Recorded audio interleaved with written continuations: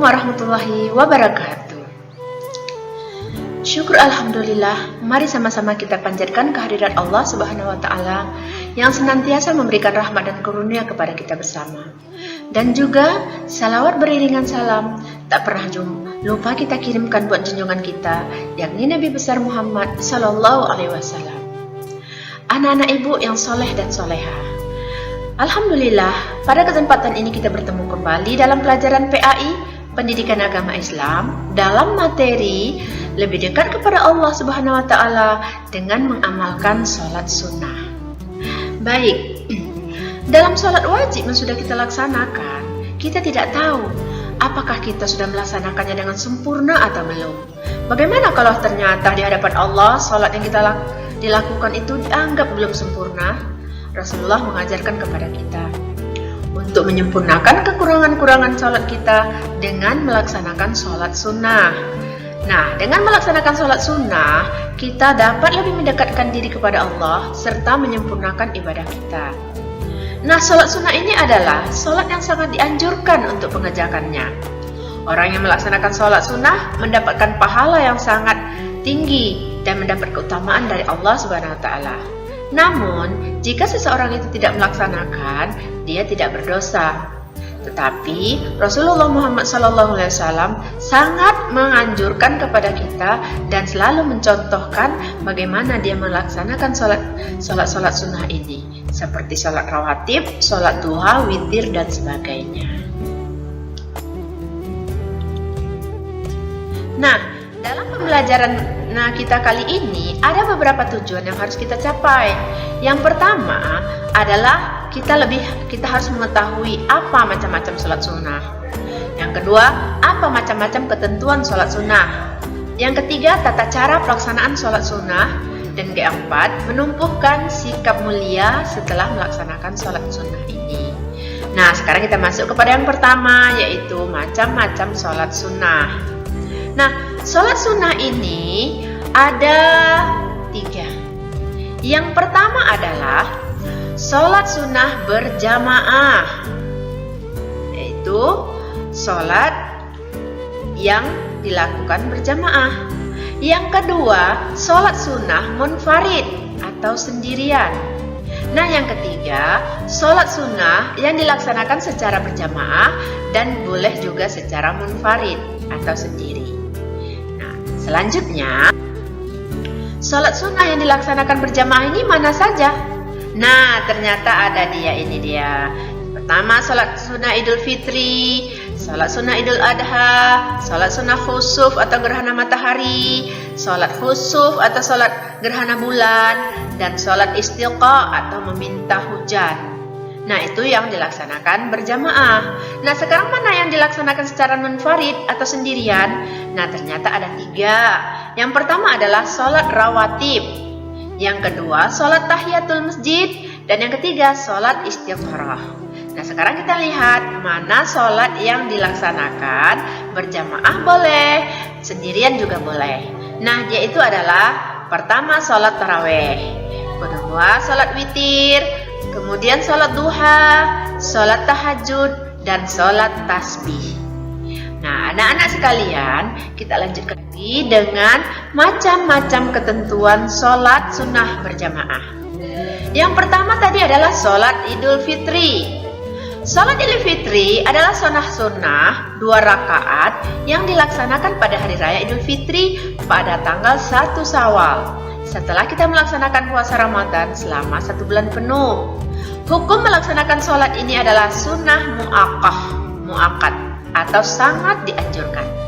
Nah, idul itu artinya kembali. Kembali dari mana? Kembali dengan hari raya Idul Fitri ini, kita kembali dihalalkan berbuka di siang hari seperti boleh makan dan boleh minum. Yang sebelumnya selama bulan Ramadan hal itu dilarang.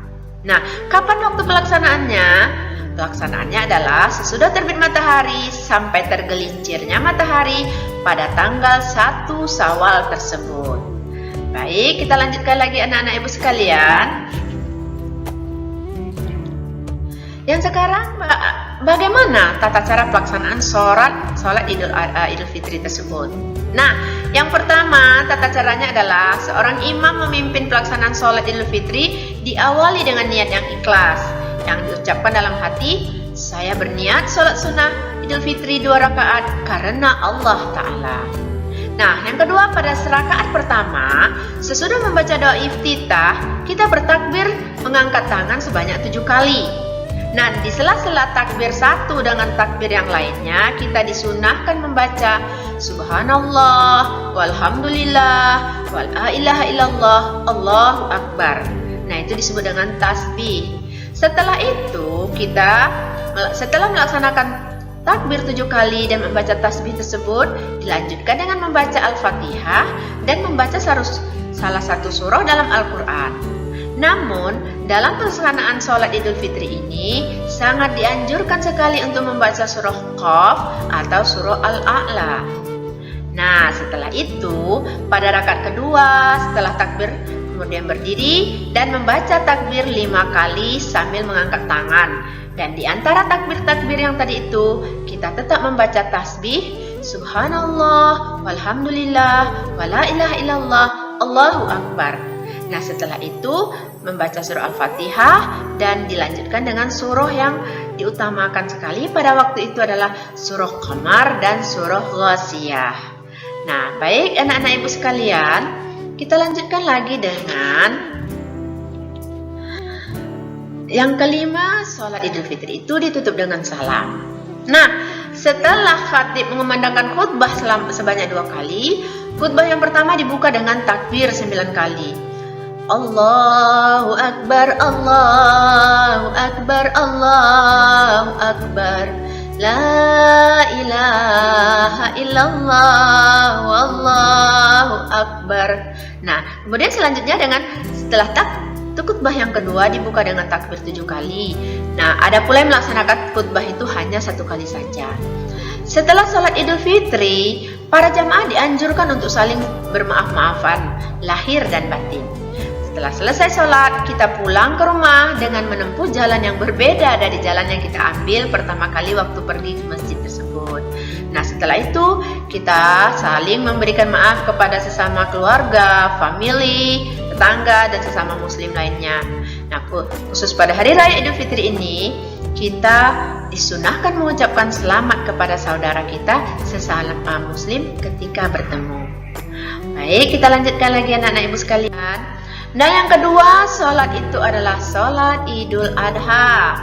Apa itu sholat Idul Adha? Sholat Idul Adha adalah sholat yang dilaksanakan pada hari raya Kurban atau hari raya Idul Adha. Sholat ini dilaksanakan pada pagi hari tanggal 10 Zulhijjah, bertepatan dengan pelaksanaan rangkaian ibadah haji di Tanah Suci. Dengan demikian, orang yang melaksanakan ibadah haji tidak disunahkan melaksanakan sholat Idul Adha. Nah, yang disunahkan melaksanakan sholat adalah bagi kita yang tidak melaksanakan ibadah haji. Hukumnya apa? Hukum melaksanakannya adalah sunnah mu'akkad atau sunnah yang sangat dianjurkan. Nah, dari hampir semua ketentuan dan tata cara sholat Idul Adha itu sama dengan sholat Idul Fitri, baik menyangkut waktu, hukum, dan tata caranya. Adapun perbedaannya itu adalah tergantung pada niatnya. Kalau pada Idul Fitri, kita bilang, saya niat sholat Idul Fitri. Sementara pada sholat Idul Adha, kita bilang, saya berniat sholat Idul Adha 2 rakaat karena Allah Ta'ala.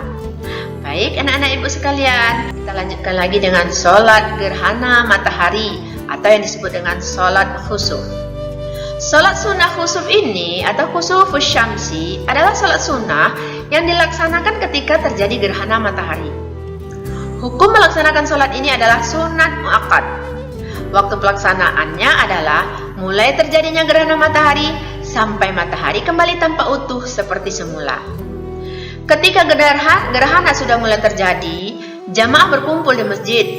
Salah seorang jamaah tersebut menjadi muazin dan menyerukan sholat atau panggilan sholat. Salat gerhana ini dilaksanakan dengan berjamaah dan dipimpin oleh seorang imam. Hal yang membedakan sholat khusuf dengan sholat pada umumnya itu adalah dalam sholat khusuf, setiap rakaat terdapat 2 kali membaca surah Al-Fatihah, 2 kali ruku. Nah, sehingga dalam 2 rakaat salat kusuf terdapat 4 kali membaca surah Al-Fatihah, 4 kali ruku, dan 4 kali sujud. Nah, jadi itulah perbedaannya dengan salat sunnah yang lain. Nah, sekarang kita lanjutkan lagi dengan tata cara melaksanakan sholat khusuf atau gerhana matahari. Yang pertama itu adalah niat. Apapun ceritanya, apapun yang akan kita lakukan, pertama harus berniat, ya. Niat dalam hati. Nah, kalau kita ucapkan niat itu seperti ini.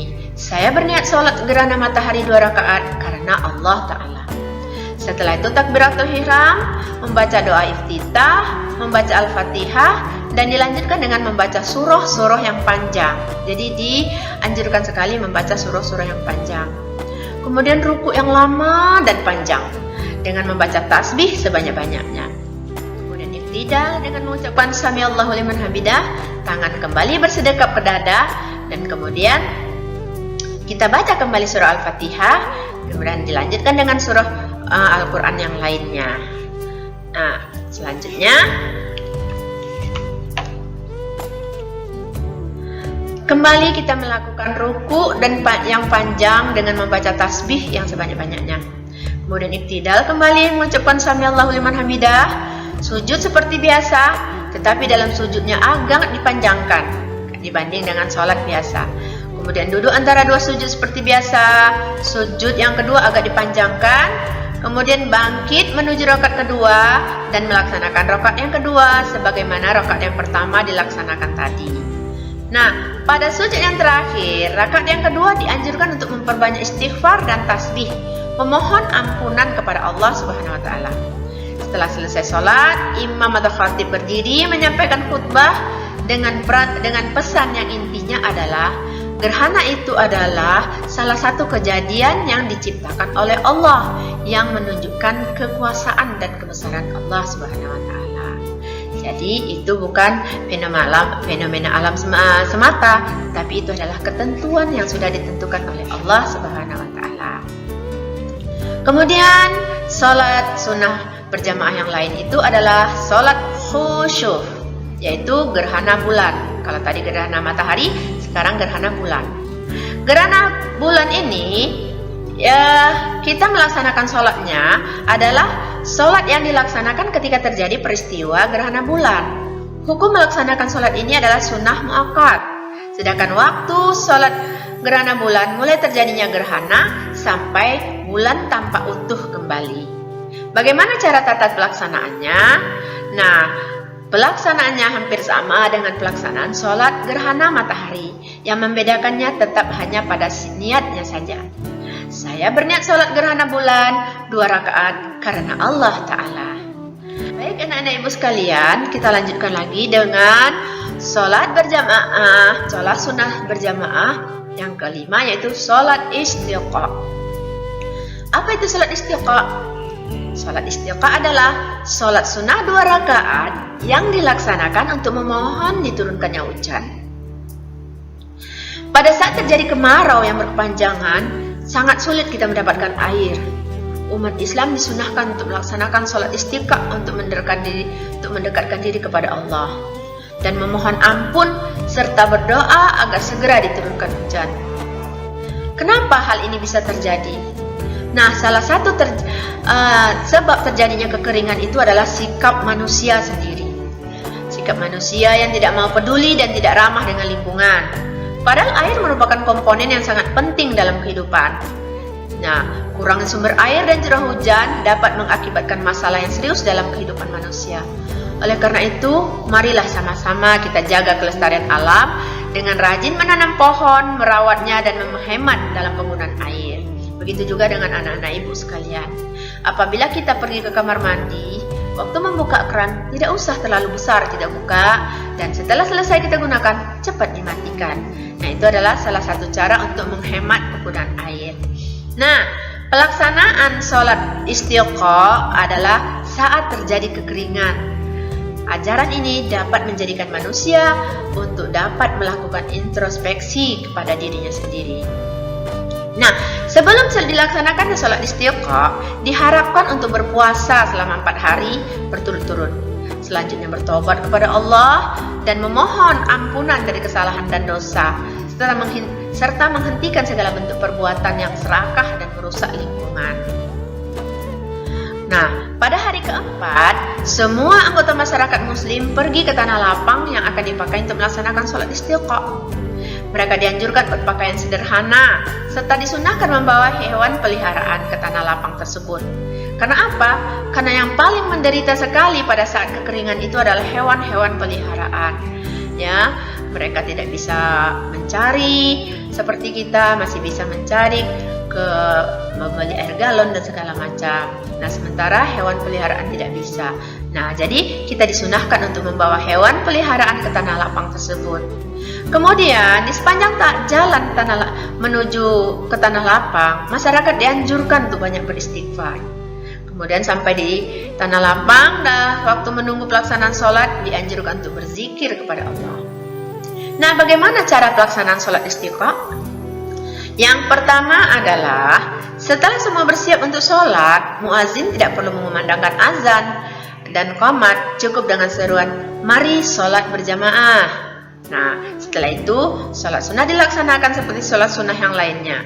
Setelah membaca surah Al-Fatihah, dilanjutkan membaca surah-surah yang panjang. Setelah salam, khatib membaca dua khutbah. Pada khutbah yang pertama dimulai dengan membaca istighfar 9 kali, dan pada khutbah yang kedua dibaca dengan istighfar sebanyak 7 kali. Begitulah cara pelaksanaan sholat istisqa. Kemudian sekarang kita masuk kepada sholat sunnah munfarid atau sholat sunnah sendirian. Mana saja dia?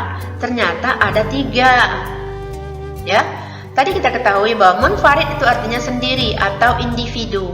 Yang pertama adalah sholat rawatib. Yang kedua sholat tahiyatul masjid. Yang ketiga sholat istiqarah.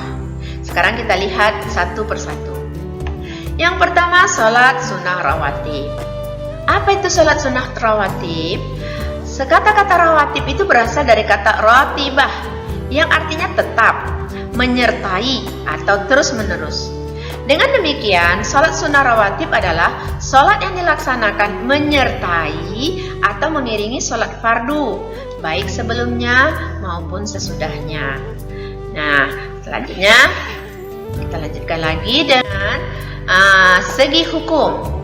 Apa saja hukum melaksanakan sholat rawatib ini? Ternyata dia ada 2. Pertama, rawatib mu'aqadah, dan yang kedua sholat rawatib ghairu mu'aqadah, mu'aqad.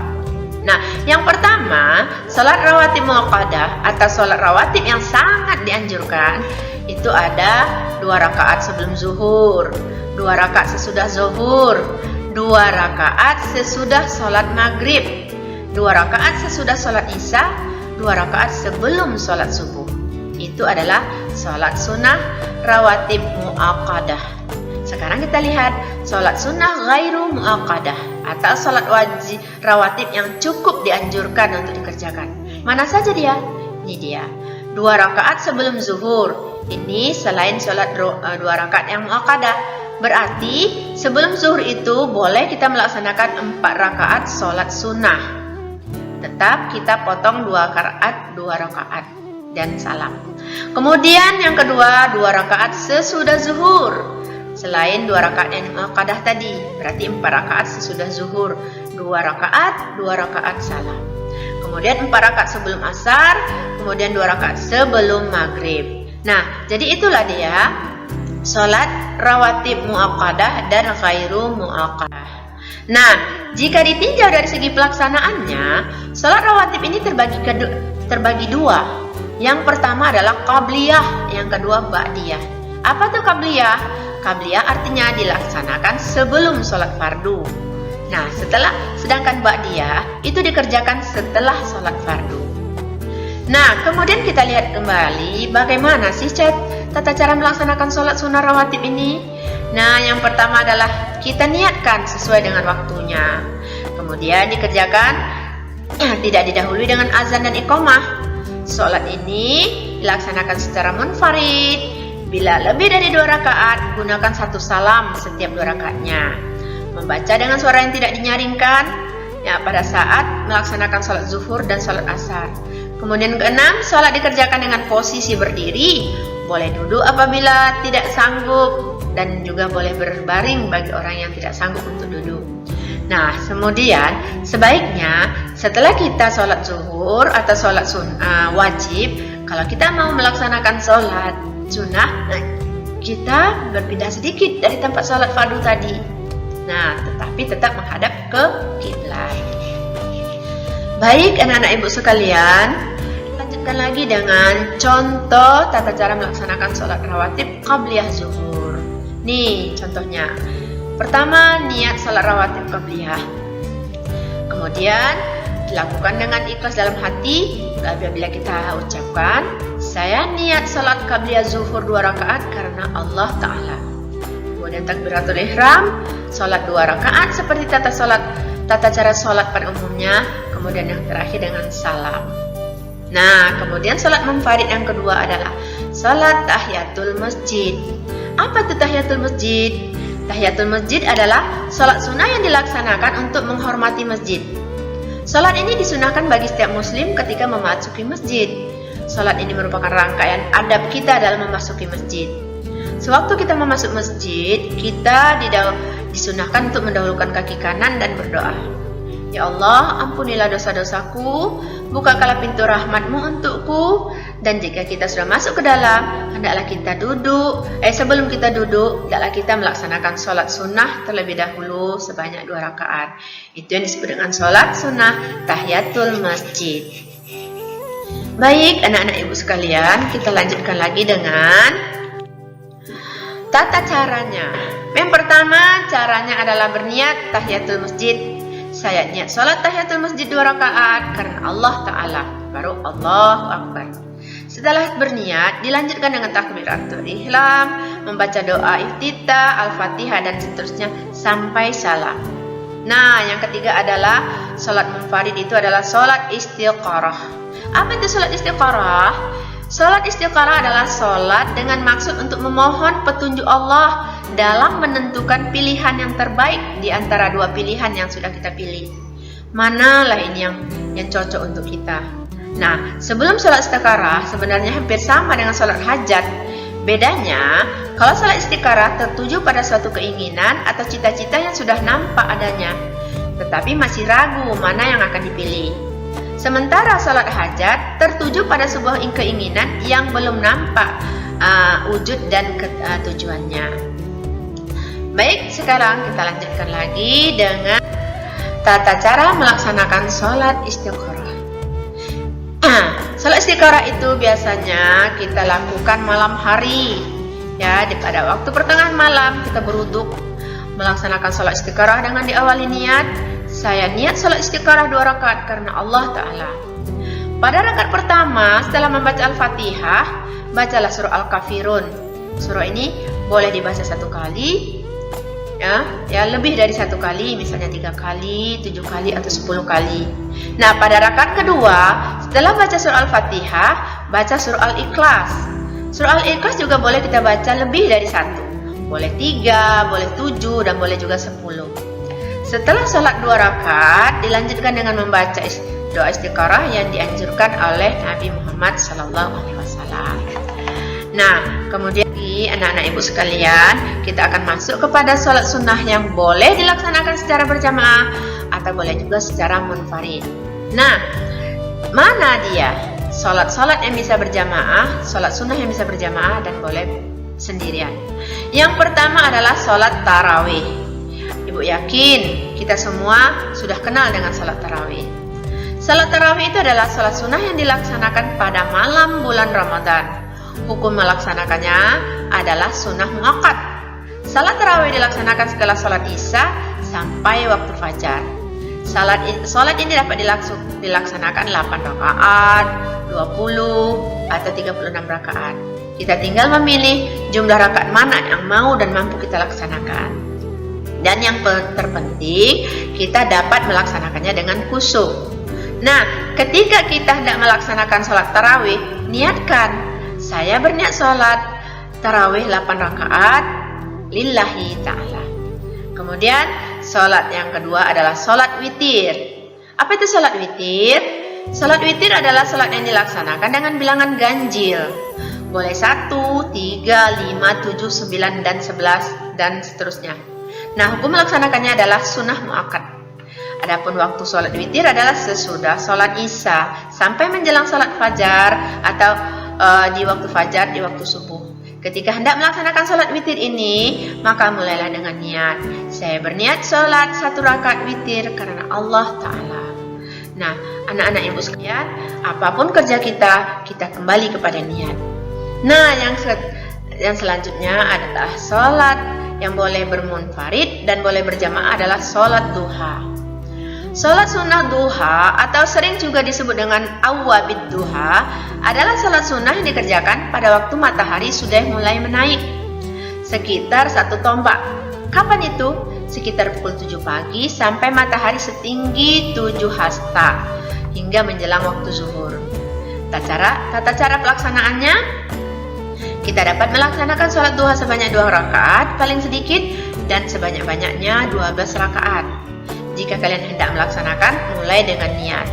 Saya niat sholat duha 2 rakaat lillahi ta'ala. Kemudian yang keempat adalah sholat tahajud. Sholat sunnah tahajud adalah sholat sunnah muakkadah yang dilaksanakan pada sebagian waktu di tengah malam. Sholat tahajud adalah bagian dari qiyamul lail atau tengah malam dan langsung diperintahkan oleh Allah Subhanahu wa taala melalui firman-Nya. Dan sebagian malam lakukanlah sholat tahajud sebagai salah satu ibadah tambahan bagi kamu. Mudah-mudahan Tuhanmu mengangkatmu ke tempat yang lebih tinggi. Dan ini perintah Allah ini berada dalam surah Al-Isra ayat 79, surah yang ke-17. Baik anak-anak ibu sekalian, kita lanjutkan dengan tata cara melaksanakan sholat tahajud. Tetap yang pertama adalah niat. Saya berniat sholat tahajud 2 rakaat karena Allah Ta'ala. Dilaksanakan pada waktu setelah sholat isya sampai fajar sidik atau menjelang subuh dan setelah tidur. Jadi kalau kita belum tidur, berarti kita tidurlah dahulu, baru lagi nanti di tengah malam kita bangun untuk melaksanakan sholat tahajud. Nah, jumlah rakaatnya paling sedikit 2 rakaat, paling banyak tidak dibatasi. Dilaksanakan sendirian atau munfarid atau juga boleh berjamaah. Lebih diutamakan setiap 2 rakaat dibaca dengan salam. Apabila dilaksanakan 4 rakaat, jangan ada tasyahud awal. Nah, jadi kemudian sholat tahajud ini ternyata banyak keutamaan-keutamaan yang bisa kita ambil di dalamnya. Yang pertama apa? Dapat membentuk karakter kepribadian yang soleh sebagai sarana mendekatkan diri kepada Allah untuk mencapai kebahagiaan dunia dan akhirat. Kemudian dapat mencegah perbuatan keji yang ada dalam diri kita ataupun perbuatan dosa.